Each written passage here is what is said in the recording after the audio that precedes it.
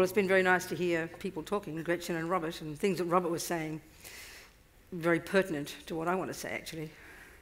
So the terms he used, positive and negative emotions, Buddha completely would agree. This is exactly how Buddha talks. And what's interesting also is His Holiness referred yesterday to these Indians, And I remember hearing him recently say it was these Indians, these Hindus actually, these amazing masters, thinkers, scientific, thinkers, who more than 3,000 years ago were the ones who really began this extraordinary investigation into the nature of self, And somehow... So that's what's informed the Buddhist teachings. Buddha came out of that amazing tradition and then diverged in his own direction, particularly in relation to his own direct experiential findings about this self, about how things exist. And so what's interesting also, His Holiness mentioned this model of the mind, the one that's come from the Indians. That's also the basis of all the study that goes on in the Tibetan monastic university system, which is the system that I've been educated in, to some extent, that's studied, And I think it's kind of interesting because the way we think of it, when we think mind in the West, we think brain, and there's nothing wrong with that, but the Buddha would be very clear in saying your mind is not the brain. And so the investigation for the Buddhist is an internal one. You don't need to use a microscope. If you were asked one of these amazing meditators, these marvelous beings sitting up in their caves the last 50, 60 years in Tibet, where their brain is, they'd have no idea. But they all certainly know their minds. And so... But at the same time, as His Holiness, as we all know, has been doing this incredible investigation and communication with thinkers, Western thinkers, the modern thinkers, the last 30, 40 years about these topics, and we can find incredible meeting points. So, I'm going to be talking from the Buddhist perspective, but we're going to see it's very familiar. It's not as if Buddha owns this stuff. He's not a creator. He's observed it. He's observed every word that I'm saying here, even though it's in colloquial Australian. It's coming from these extraordinary great thinkers, first the Indians and then through the tradition, for me, of the Tibetans, these last, thousands of years. So this positive, negative, it sounds like simple points, But this is the basis of actually Buddha's model, Buddha's way of describing the contents of this mental consciousness of ours. And the question, of course, is the point. What do you do when you don't get what you want? What do you do when the bad things happen? And this really is the fundamental point that's assumed in the Buddhist model. The contents of our mind for the Buddha, the mental consciousness, and they point here, The Tibetans certainly point here.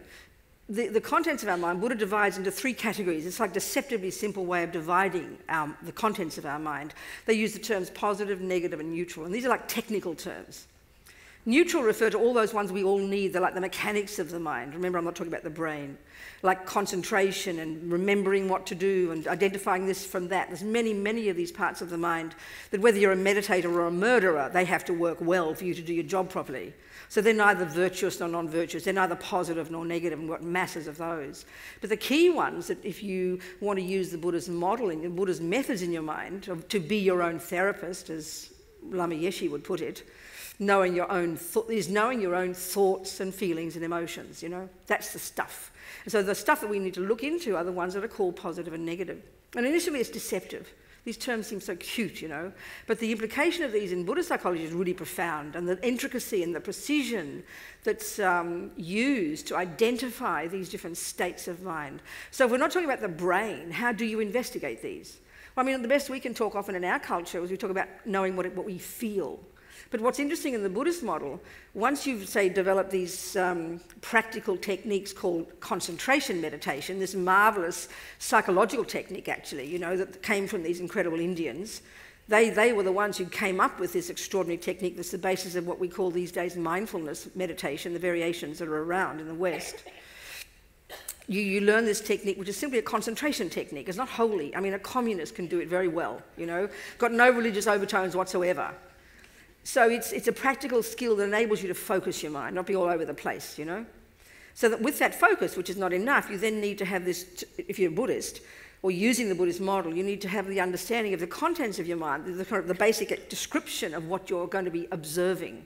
And this is where you have to learn this skill of distinguishing between the so-called positive and negative. So Robert's point is brilliant. You need the discomfort. We need to have access to the unhappy ones, not to sort of push them away or live in denial of them. That's plain foolish, And this is the point in our culture.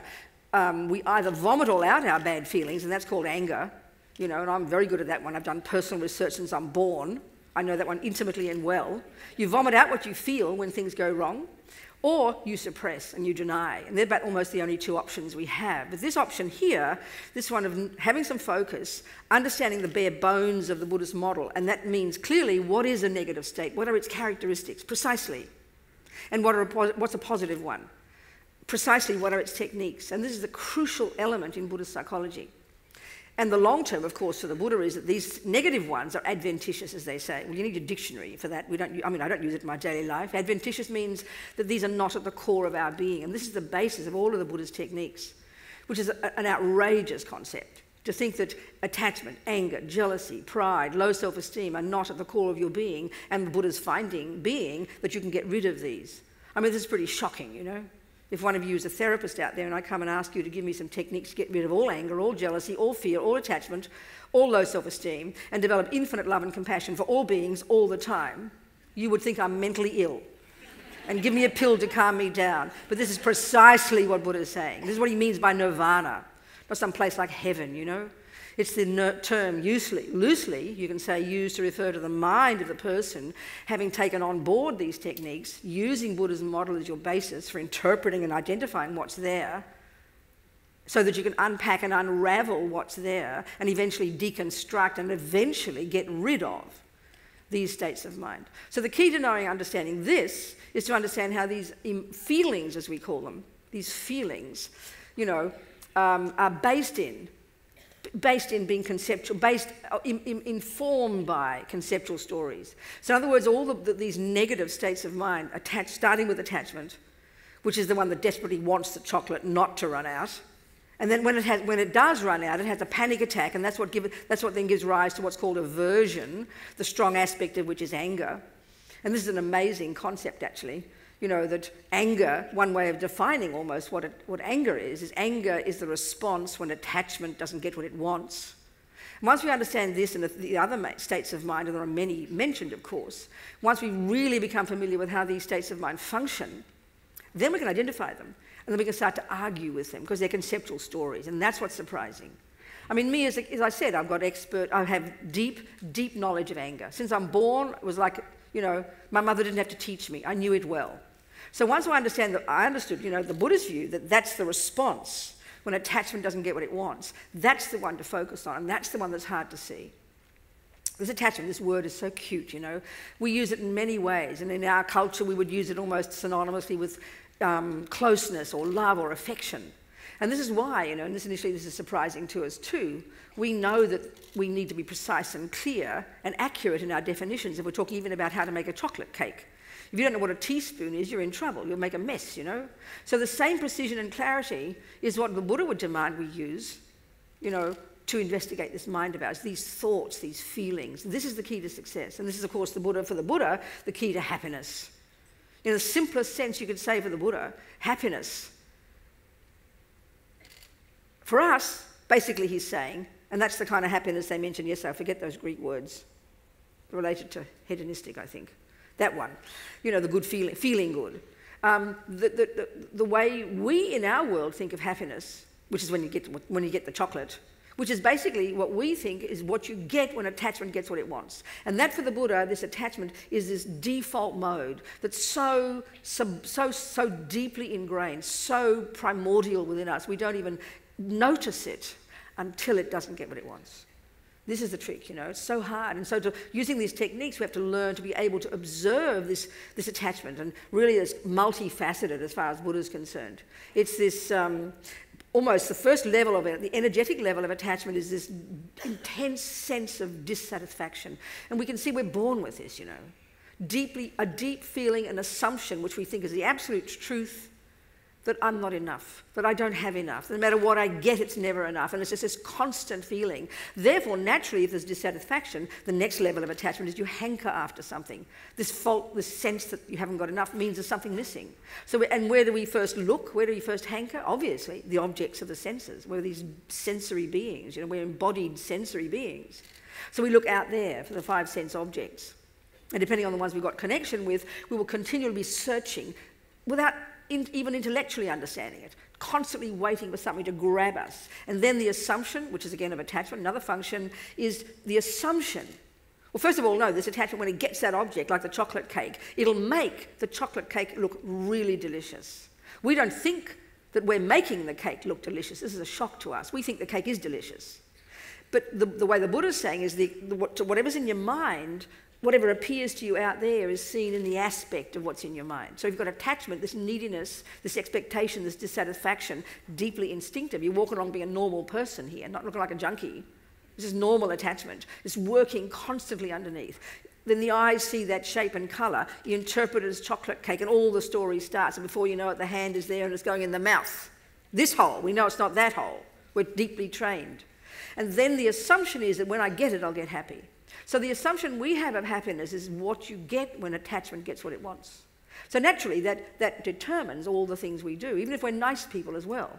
You know, we're talking the negative states now, which is a difficult word to hear because it sounds like punitive, it sounds negative, it sounds moralistic, but it's not meant to be. It's a technical term to understand these states of mind. And why they're so hard to see is because they come along with what we call the positive ones. Love, compassion, empathy, kindness, generosity. We all know these as well. But the trouble is they come together mixed like a big soup, you know. So this is why we need these focusing techniques. We need to have this basic knowledge of this model so I can then begin to observe the conceptual stories, the assumptions that feed my emotions.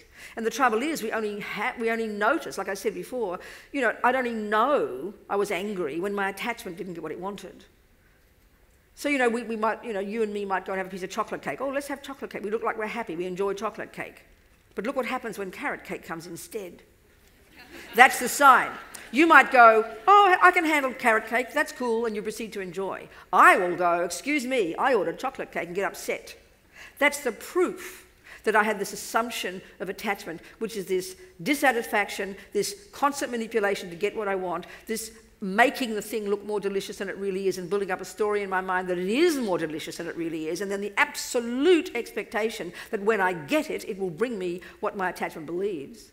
And what the Buddha's saying is all of this, they're stinking rotten lies, but they're so deeply ingrained in us we can't identify until we start going deep inside, because they're so automatic. We don't even think they're conceptual. It seems like a joke to think it's a conceptual thought, you know, but they're conceptual at a very subtle level. And we need to get into that level and begin to see these assumptions. And then when you change those assumptions, naturally, then you train yourself to see that it's an assumption and a neediness and an expectation and an exaggeration of the deliciousness, and you start to change that story. You do this cognitive therapy in your own head. You argue with yourself. Your positive ones argue with the negative stories, and you get to see logically how they're not an accurate story. You don't put yourself down for it. You don't feel guilty. Oh, I shouldn't feel this. You hear the stories. You're very rational and clear about it. And this is hard work, you know. Then you literally change your assumption about the cake. You change your definition of it. You change your view of it. So when you do get the carrot cake, you can also go, oh, that's cool, I can handle carrot cake. So I can say over the years, I don't have many so-called realizations, as they say in Buddhism, you know. But this job, I have enthusiasm for it. I can see to some extent that I've done it, it works. So I can say without question, the things that would have made me completely crazy, angry, literally don't now. Not because I'm not because of a miracle, not because I'm such a genius or such a deep yogi, because I've changed my interpretation of things, changed the way I interpret the world. And that's one way of saying really what you're doing, being a Buddhist or a communist or whatever you are. You know, it's a series of philosophical views about how things exist. So this is the level to which, if you try to use Buddhism, you try to do it at this level of changing your assumptions. Really, you know, Buddhist psychology is kind of hidden to the world. As for mentioning it's coming from the Hindus, that's really a shock to us. Even most Indians, as His Holiness says, don't know the remarkable background from their great yogis over the centuries, you know. And even most people who think or even practice Buddhism, we don't go into the mind in great depth. But this is the key, actually, of using the Buddha's skills. Not looking like a holy person in my 14th century Tibetan robes, not having a bald head, not doing prostrations and holy things and saying prayers, you know. The bottom line is, if you're using these techniques that come from the Buddha, which are these rational, clear, focusing, hard, disciplined techniques to enable you to know the contents of your mind, not with a microscope on the brain, but with a microscope of your mind, knowing your thoughts, knowing what they are. So Robert's point about, you know, almost like, another way of putting it, embracing the things that trigger your unhappy feelings, the discomfort, as he said. This is marvellous. We've got to greet these things, but we've got to have a clear view of what they are, you know. Welcoming your anger and welcoming your jealousy and welcoming the fears doesn't mean you're sort of patting them on the head and saying it's okay. You've got to know how they cause you suffering. You've got to know how they cause you pain, not out of guilt, but like knowing that certain food will bring you belly aches. You've got to know it, not guilty. Guilt is meaningless. Guilt is useless. Guilt is just ego. But having this clear understanding of your mind, knowing what causes, knowing all the different thoughts, unraveling them, and recognising really clearly the ones that cause you pain. So when we usually with moralistic stuff, we tend to have guilt, you know. And I think that's our view of morality. Our view of morality is doing something that someone else said. Immorality is doing something that someone else shouldn't do. Like in my house with my mummy, she says, don't do that. When I'm little, I guarantee you when I say why not, that she will say because I say so. And that's our view of morality. And not criticising, but that's also the creator religious view. I asked a Jesuit priest friend of mine, do these people warn me of my time or something? Nothing yet. Okay. 24, 23 what? What's that mean, please? They didn't tell me. What's 2018 mean? Is that all I've got left? Oh my gosh, I better stop then. I just thought I got started. Sorry. It looks like I have to stop. Okay. That's it. 0.